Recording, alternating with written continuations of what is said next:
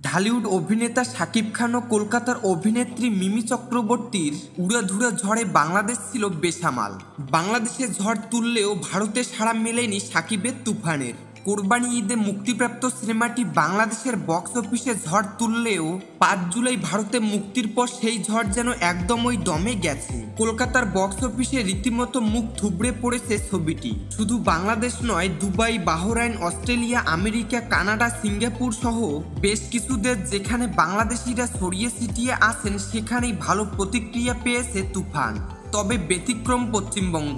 টলিউডে তুফান নিয়ে নির্মাতাদের তুমুল প্রত্যাশা থাকলেও তার সিকিভাগও পূরণ হয়নি কলকাতায়। বাংলাদেশে এখনো যেখানে টিকিট পেতে মারামারি লেগে যাচ্ছে, সেখানে উল্টো চিত্র কলকাতার হলে। রীতিমতো মাছি তাড়াচ্ছেন হলের মালিকরা, এমনই জানিয়েছেন সংবাদ মাধ্যম হিন্দুস্তান টাইমস বাংলা। তুফানের দুটি গান লাগে উড়াধুরা ও দুষ্টু কোকিল বাংলাদেশের মতো পশ্চিমবঙ্গেও জনপ্রিয়তা পেয়েছে, তবে বক্স অফিসে তার প্রভাব পড়েনি। ব্যবসা নিয়ে এখনো কোনো আনুষ্ঠানিক ফিগার সামনে আসেনি, তবে স্যাগনিলকের রিপোর্ট অনুযায়ী প্রথম ৫ দিনে ভারতের তুফান ব্যবসা করেছে মাত্র ৭ লাখ রুপি, অর্থাৎ ১০ লাখের গণ্ডিও পার করতে পারেননি শাকিব খান।